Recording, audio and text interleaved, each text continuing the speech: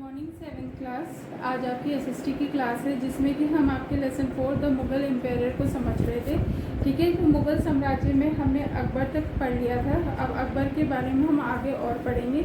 ठीक है, आप पेज नंबर 32 पर आ जाइए जिसमें है आपका टेरिटोरियल एक्सपेंशन। ठीक है, टेरिटोरियल एक्सपेंशन में क्या है, Akbar actively followed a policy of territorial expansion. ठीक है, अकबर ने किस पॉलिसी को अपनाया था, उसने अपना जो टेरिटोरियल एक्सपेंशन था, विस्तार था, उसको अपनाया था। He first subdued the Rajput before moving on to the other regions.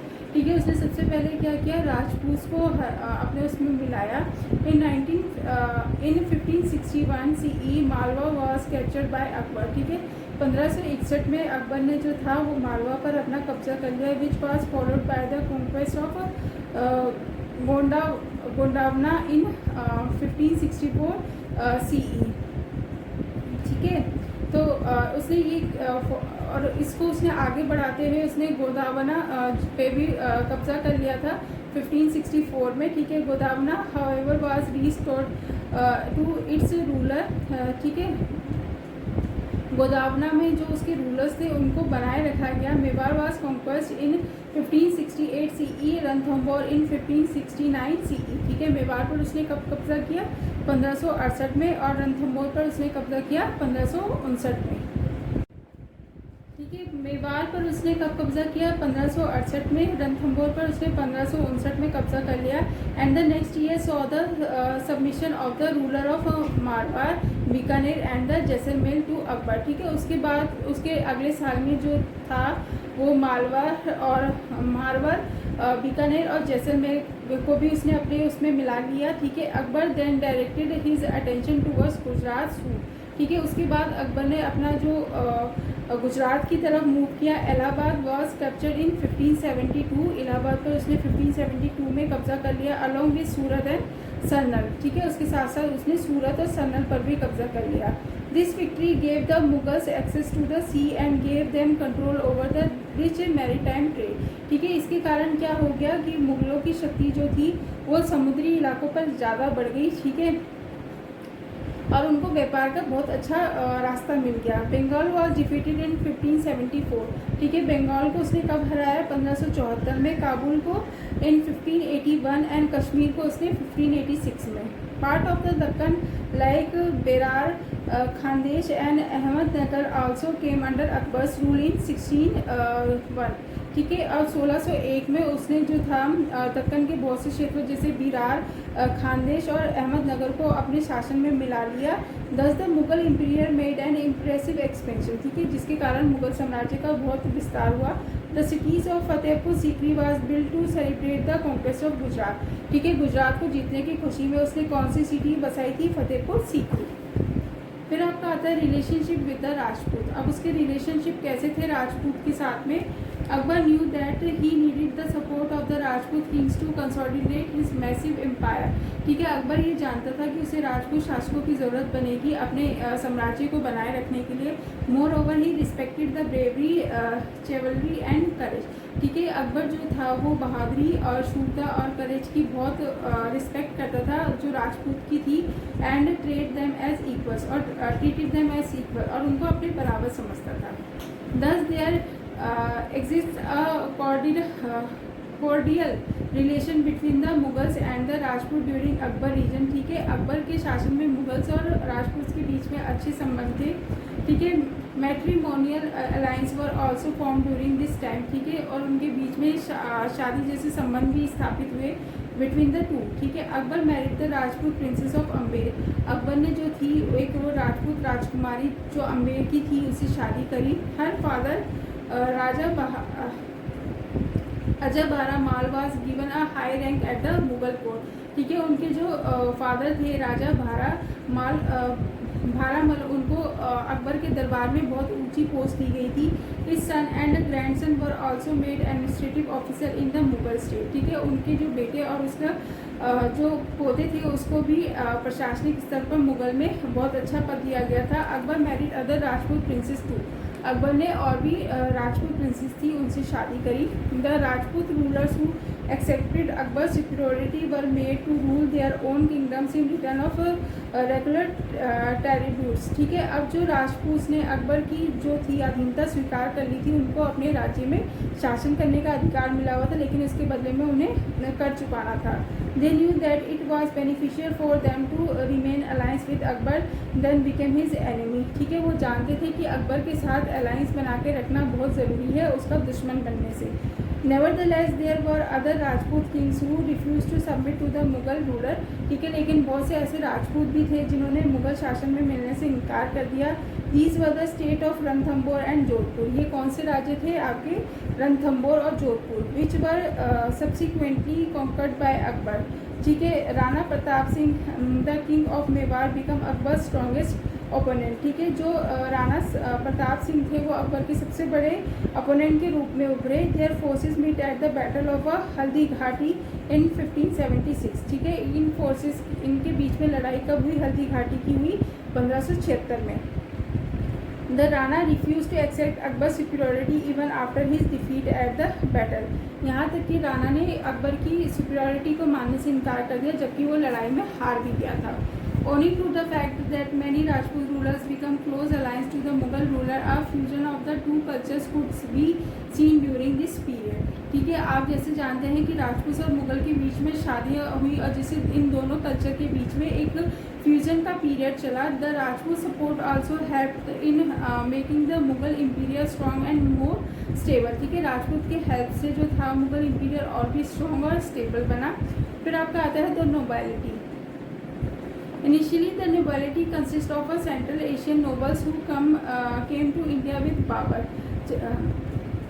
ठीक है, इसमें क्या कह रहा है कि जो नोबिलिटी है वो नोबल्स जो हैं वो एशिया से आए यहाँ पर बाबर के समय में। ठीक है, these were the Turanis and the Iranis. ठीक है, ये कौन थे? ये थे ट्यूरिन्स थे और ईरानियंस थे। Later many Indian Muslim and Afghans join the nobility. ठीक है, उसके बाद बहुत से इंडियन मुस्लिम और अफगान्स ने भी इस नोबिलिटी को ज्वाइन कर लिया। These nobles were granted jagirs in lieu of salary। in return they had to maintain troops which were to be provided to the king during battles। ठीक है, ये जो नोबल्स थे वो जागीर सैलरी पर रखे जाते थे जिसके बदले में इनको क्या होता था कि जो ट्रूप्स होते थे ना उनके लिए वो राजा को उपलब्ध कराने पड़ते थे लड़ाई के दौरान। ठीक है, Many of the nobles rebelled when Akbar came to power, but they managed to subdue them with the help of the शिकजाज और पावरफुल इंडियन मुस्लिम फैमिलीज। ठीक है, अब क्या हुआ कि बहुत से नोबल्स जो थे वो भी अकबर के विरुद्ध थे, लेकिन अकबर ने उनको दबा दिया। किसकी मदद से? शेखजादास और पावरफुल जो इंडियन मुस्लिम फैमिली थी उनकी मदद से। Akbar also had to support of many powerful Rajput nobles. ठीक है, अकबर को बहुत से राजपूत नोबल्स का भी सपोर्ट प्राप्त था। Marathas and emirs from the Deccan state also started entering the Mughal nobility at this time. ठीक है, जो मराठास थे और जो आमिर्स थे वो भी इस समय मुगल जो नोबिलिटी में आने लगे थे। Akbar's court was famous for the Navratna और 9 gems who were intellectuals who came from different religions and occupation. ठीक है, अकबर के दरबार में जो 9 रत्न के नाम से जाने जाते थे। ठीक है, ये कौन थे? इंटेलेक्चुअल थे, बुद्धिजीवी थे, डिफरेंट रिलीजन्स और ऑक्यूपेशंस के। दे वर अब्दुल फजल द स्कॉलर एंड हिस्टोरियन। वो कौन कौन थे? अब्दुल फजल था जो कि एक स्कॉलर और हिस्टोरियन था। फैजी द पोएट था एंड फिलोसोफर था। अब्दुल रहीम जो कि खान था। The Hindi poet. Tansen the extraordinary singer थे वो। Todarmal the brilliant revenue minister थे। Birbal renowned for his wit जो अपनी चालाकी के लिए जाने जाते थे। Raja Man Singh brilliant military commander थे। ठीक है, फिर था आपका Fakir Aziuddin mystic and Mulla Do Piyaza a scholar. ठीक है, फिर उसके बाद आता है रिलीजन में क्या है? Akbar followed a very liberal religious policy. ठीक है, अकबर ने एक बहुत ही लिबरल रिलीजियस पॉलिसी को फॉलो किया।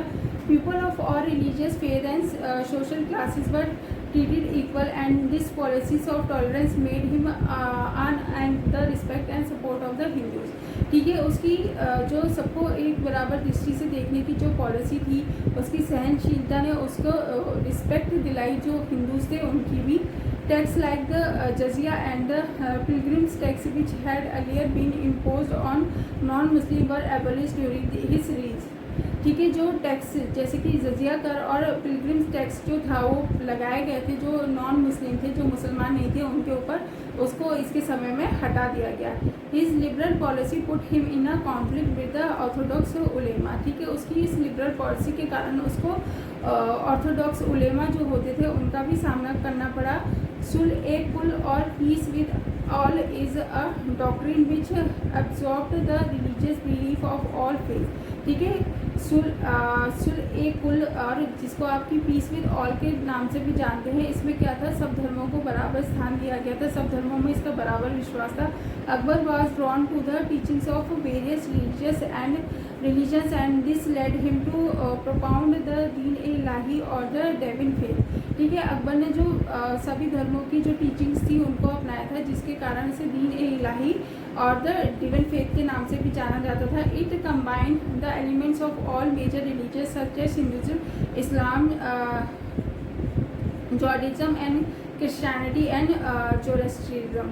ठीक है, उसने सभी धर्मों का सम्मान किया. This doctrine stated that the truth of all religion was the same and it aim to promote universal brotherhood. ठीक है, इसका इस डॉक्ट्रिन में माना गया कि इन सब धर्मों का उद्देश्य एक ही है कि सब लोगों का पूरे विश्व में एक विश्व बंधुत्व का विकास हो. It was a moral code of conduct which advocate certain virtues like kindness, compassion, pity and prudence. ठीक है, moreover in order to promote healthy debates and discussion और religion issue, Akbar build the Ibadat Khana और the house of worship at the Fatehpur Sikri. ठीक है, इन सभी धर्मों के बारे में बात करने के लिए, एक हेल्थी डिबेट्स और डिस्कशन के लिए उसने अकबर ने क्या, एक इबादत खाना और हाउस ऑफ वर्शिप जो कि फतेहपुर सीकरी में था उसका निर्माण किया. The Din e Ilahi lost its importance Akbar death in 1604. जो दीन ए इलाही है उसने अपनी जो इम्पोर्टेंस थी उसको अकबर की डेथ जो कि 1605 में हुई उसके बाद उसको खो दिया. फिर उसके बाद आता है आपका जहांगीर. ठीक है, जहांगीर और conqueror of the world is the her title prince Salim gave himself when he became the Mughal empire. ठीक है, जहांगीर और कॉन्कर ऑफ द वर्ल्ड का जो टाइटल था वो प्रिंस सलीम ने दिया था अपने आप को जब वो एक मुगल एम्पायर बना. He was the eldest son of Akbar and he ascended the throne after Akbar death. ठीक है, वो अकबर का सबसे बड़ा बेटा था और उसकी मौत के बाद वो ही उस थ्रोन का जो था वो उत्तराधिकारी था. Akbar death in 1605 CE. Jahangir followed his father policy of expansion and defeated the Rana of Mewar in 1615 CE. ठीक है, जो जहांगीर था उसने भी अपने फादर की पॉलिसी जो कि विस्तार की थी उसी को अपनाया और उसने जो राणा था मेवाड़ का उसको 1615 CE में हरा दिया. With this the Mughals establish absolute authority over the Rajputanas. ठीक है, इसके बाद क्या हुआ, मुगल की एक पूरी अथॉरिटी बन गई राजपूताना के ऊपर. ताजुक जहांगीर और Jahangir autobiography is an important source for the study of this period. ठीक है, इस जहांगीर के पीरियड के बारे में आपको जो जानकारी मिलती है वो किससे मिलती है, ताजुक जहांगीरी से और जहांगीर ऑटोबायोग्राफी से मिलती है. ठीक है, Jahangir also followed a policy of religious tolerance. ठीक है, जहांगीर ने भी जो रिलीजियस टॉलरेंस की पॉलिसी थी उसको अपनाए रखा. ही was also a great patron of art and architecture. ठीक है, वो भी एक बहुत बड़ा पैट्रॉन था आर्ट एंड आर्किटेक्चर्स का. हिज वाइफ नूर जहां exercise great influence in the court and her family members held important position. ठीक है, जो जहांगीर की वाइफ थी नूर जहां, उनका बहुत अधिक जो इन्फ्लुएंस था वो उसके दरबार में था और उसके फैमिली के बहुत से मेंबर जो थे वो इम्पोर्टेंट पोजीशन पे थे.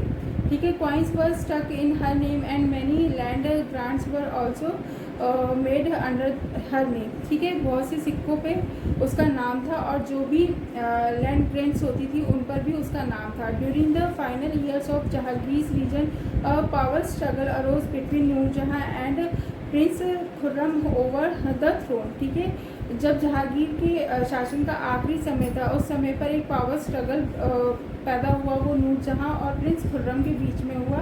ठीक है, उसको थ्रोन को लेकर। During Jahangir's reign the English East India Company sent captain William Hawkins and sir Thomas Roe to the Mughal court to secure trade concession. ठीक है, इसी समय पर जहांगीर के शासन के समय पर जो इंग्लिश ईस्ट इंडिया कंपनी थी उसने अपने कैप्टन विलियम हॉकिंस और सर थॉमस रोज को भेजा था। ठीक है, मुगल कोर्ट में अपने ट्रेड कंसेशन के लिए। With Jahangir's permission and English trading factory was set up at Surat in 106 CE। ठीक है, जो एक जहांगीर की परमिशन से जो एक इंग्लिश ट्रेडिंग फैक्ट्री को सेटअप किया गया सूरत में, वो था 1600 में हुआ। He died in 1627 CE and was succeeded by Prince Khurram. ठीक है, जहांगीर की मौत कब हुई? 1627 में, और उसके बाद उसका उत्तराधिकारी कौन बना? प्रिंस खुर्रम बना। ठीक है, Shahjahan. Prince Khurram took the title of Shahjahan. Prince Khurram को आप और किस नाम से जानते हैं? शाहजहां के नाम से जानते हैं। After coming to the throne in 1628 CE। और उसको ये नाम कब मिला? जब उसने शासन थ्रोन पर गद्दी पर बैठा 1628 में। Peace and prosperity mark the period under Shahjahan rules. ठीक है, पीस और प्रॉस्पेरिटी जो थी वो शाहजहां के समय में थी। He was a capable ruler who extend the empire by annexing Ahmadnagar in Gujarat. The ruler of Bijapur and Golconda also accept the Mughals suzerainty। ठीक है, अब क्या हुआ कि इसने जो अपना अधिकार क्षेत्र था वो अहमदनगर गुजरात तक फैला लिया था। ठीक है, और उसके बाद इसने बीजापुर और गोलकुंडा पर भी अपना अधिकार कर लिया था। Many new changes were made in the administrative system. और बहुत से प्रशासनिक स्तर पर भी चेंजेस किए गए थे। Trade improved in places like Agra, Delhi, Lahore and Ahmednagar. जो ट्रेड था उसको भी इम्प्रूव किया गया था, जो कि आपके आगरा, दिल्ली, लाहौर और अहमदनगर में था। और यहाँ पे रोडों का भी बहुत अच्छा विस्तार किया गया। Moreover being a great patron of art and architecture many magnificent moments were build during Shahjahan rule. ठीक है, क्योंकि शाहजहां भी जो था वो आर्ट और आर्किटेक्चर का बहुत बड़ा वो था, मुरीद था, तो उसके समय में भी बहुत से मॉन्यूमेंट्स बने। ठीक है,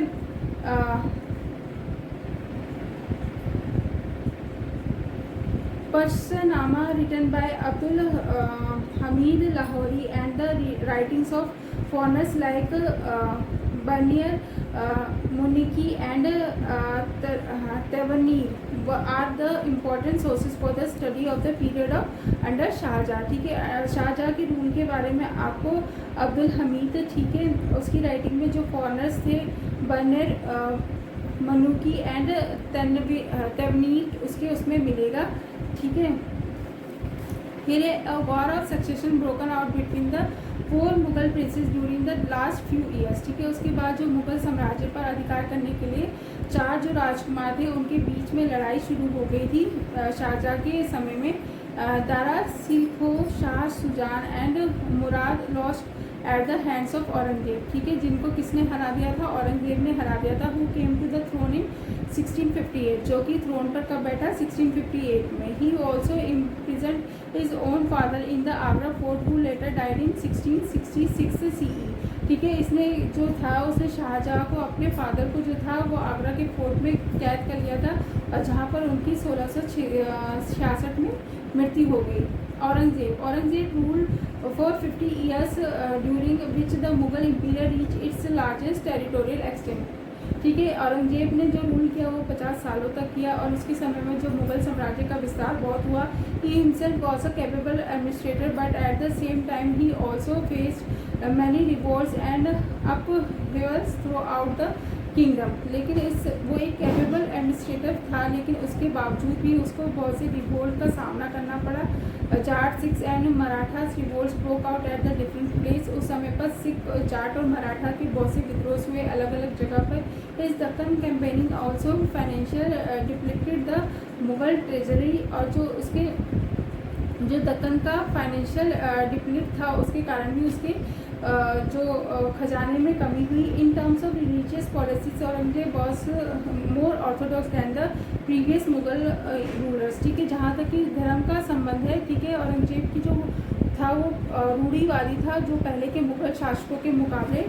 dancing and singing and also the celebration of certain festival were forbidden, ठीक है। जो डांसिंग थी, सिंगिंग थी और जो सेलिब्रेशन होता था अलग फेस्टिवल्स का, वो होना बंद हो गया था। Literary sources of this period include Kazim's Alamgirnama, Bhimsen's Nuskha-i Dilkusha and Ishwar Das Futuhat e Alamgiri, ठीक है। इनसे आपको जो है औरंगजेब के बारे में जानकारी मिलती है। उसके बाद आता है आपका मुगल एडमिनिस्ट्रेशन, ठीक है। Even though the Mughal empire was established by Babur, a strong administrative system could only be involve from the time of Akbar's rule, ठीक है।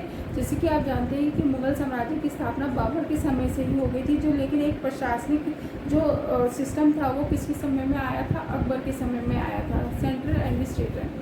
The Mughals had a highly centralized administration and all the provinces were also administrated under the rule, ठीक है। मुगल के समय में एक highly centralise administration था जो कि अंडर किसके अंडर में था, जो प्रोविंस थे वो एडमिनिस्ट्रेटिव जो था वो रूलर के अंडर में था। The emperor had the absolute power in the empire and all the officials and nobles owned their position to him, ठीक है। जो इंपीरियर होता था उसी के पास सारी शक्ति होती थी और जो ऑफिशियल्स और नोबल्स होते थे उसी के अंडर आते थे। His word was law and he was the commander a chief of the army, ठीक है।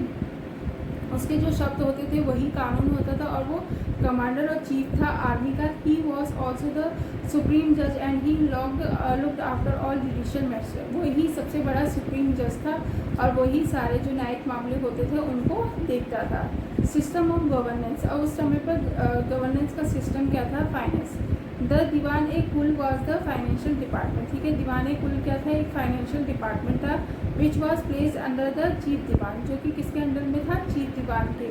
ही maintain all the accounts and regularly check the treasure, ठीक है। वो सारे अकाउंट्स को मेंटेन करता था और खजाने की देखभाल करता था। अ daily report was to be submitted to the king giving the details of the financial position of the empire, ठीक है। एक पूरी डिटेल रोज जाती थी राजा के पास में, ठीक है, फाइनेंशियल पोजीशन जो एम्पायर की थी उसके बारे में। The revenue department at the centre had several branches and each branches had a secretary, a superintendent and colour, ठीक है। अब उसके बाद आती है आपकी the military. The Mir Bakhshi was the head of the military and he was in charge of all military matters, ठीक है। जो मीर बख्शी था वो हेड ऑफ द मिलिट्री था और उसके पास सारे चार्जेस होते थे मिलिट्री मैटर्स के बारे में। For checking the branding of the horses and the role of the soldiers to gathering intelligence report, ठीक है। उसका काम क्या था, उसने देखना था कि कौन सी नस्ल के घोड़े इसमें शामिल है, सोल्जर्स की क्या रोल होगा, ठीक है। सारी रिपोर्ट जो इंटेलिजेंस की थी उसको इकट्ठा करना। He also had to accompany the emperor during the battles, और वो राजा को लड़ाई के समय उसका साथ भी देता था। ऑन टूर और hunting expedition he was assist by other bakhshis, ठीक है। जब वो शिकार पर जाता था, ठीक है, और क्रूज पर जाता था तो उसका जो साथ वो अन्य बख्शीश के द्वारा भी दिया जाता था।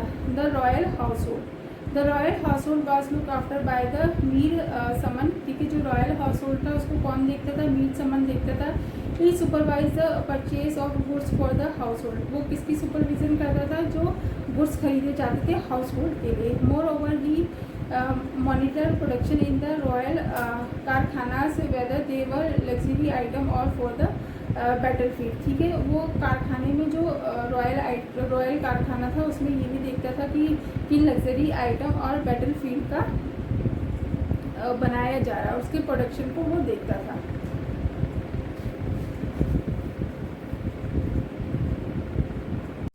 फिर आपका आता है द जुडिशरी, ठीक है। इसमें क्या था, the chief qazi headed the judiciary and his functions was to look into the civil and criminal cases, ठीक है। जो चीफ काजी होता था वो हेड होता था आपके जुडिशरी सिस्टम का और उसका काम क्या होता था कि आपके जो सिविल और क्रिमिनल केसेस है उनको देखना। He was also responsible for appointing काजीज at the provincial and local level, और ये काजीज को भी अपॉइंट करता था आपके प्रोविंशियल और लोकल लेवल पर। मीर अदल was also an official of the judiciary. ठीक है, जो मीर अदल था वो भी एक ऑफिशियल था जुडिशरी का। According to Abul Fazal, the Mir Adal executed the order of the court after a case was heard by the Qazi. ठीक है, क्या होता था, जो अब्दुल फजल के मुताबिक जो मीर अदल था वो क्या करता था, जो ऑर्डर्स होते थे कोर्ट के, ठीक है, केस को सुनने के बाद में जो काजी देता था उनको एग्जीक्यूट करता था।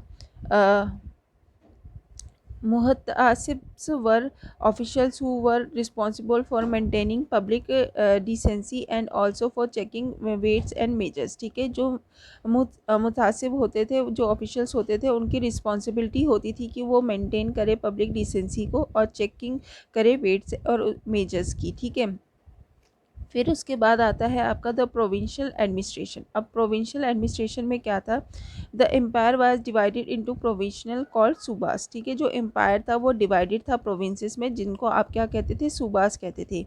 Each of which was looked after by governor known as subedar. ठीक है, जो भी देखा जाता था, वो जो इसको देखता था गवर्नर, वो किस नाम से जाना जाता था, सूबेदार के। The Subedar was responsible for welfare activities like buildings, roads, sarais garden, wells etcetera. ठीक है, जो सूबेदार की ही ये रिस्पॉन्सिबिलिटी थी कि वो वेलफेयर एक्टिविटीज़ को देखे, जैसे कि बिल्डिंग को, रोड को, गार्डन को, वेल्स को एक्सेट्रा को। ठीक है, Diwan was the head of the revenue department. जो दीवान था वो किसका हेड था, रेवेन्यू डिपार्टमेंट का। ठीक है, of the provinces and maintain accounts of revenue and salary, और जो मेंटेन करता था अकाउंट को प्रोविंस की और रेवेन्यू और सैलरी को। Mir Bakhshi looked after the military affair, और मीर बख्शी क्या देखता था, मिलिट्री अफेयर्स को देखता था।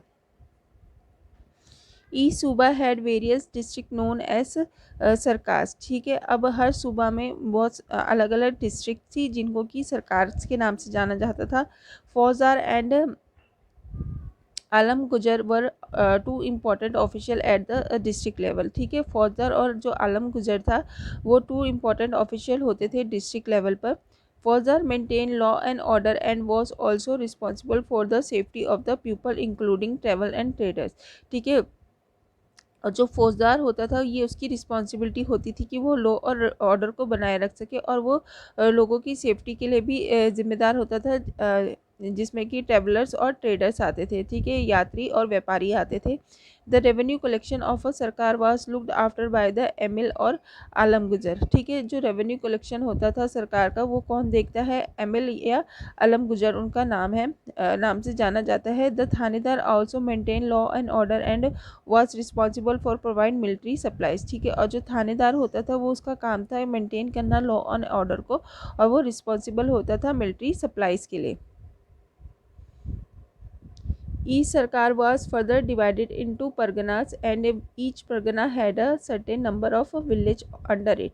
ठीक है, फिर उसके बाद सरकार को किस में डिवाइड किया जाता था, परगना में डिवाइड किया जाता था, और हर परगना के अंदर सर्टेन नंबर ऑफ विलेजेस आते थे इसके अंदर। Sikdar and Amil were in administrative official at the sarkar. जो सिकदर और एमिल थे वो एडमिनिस्ट्रेटिव ऑफिशियल्स होते थे सरकार के अंदर।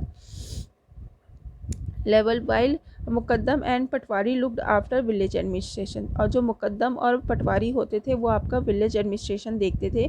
These official collected ran revenue, maintained land records and also maintained law and order. और ये जो ऑफिशियल्स होते थे वो क्या कलेक्ट करते थे, आपका रेवेन्यू, ठीक है, मेंटेन लैंड, जो आपकी ज़मीन संबंधी रिकॉर्ड होते हैं उनको, and also maintain law and order, और कानून व्यवस्था को भी मेंटेन करते थे। फिर उसके बाद आता है आपका मनसबदारी सिस्टम।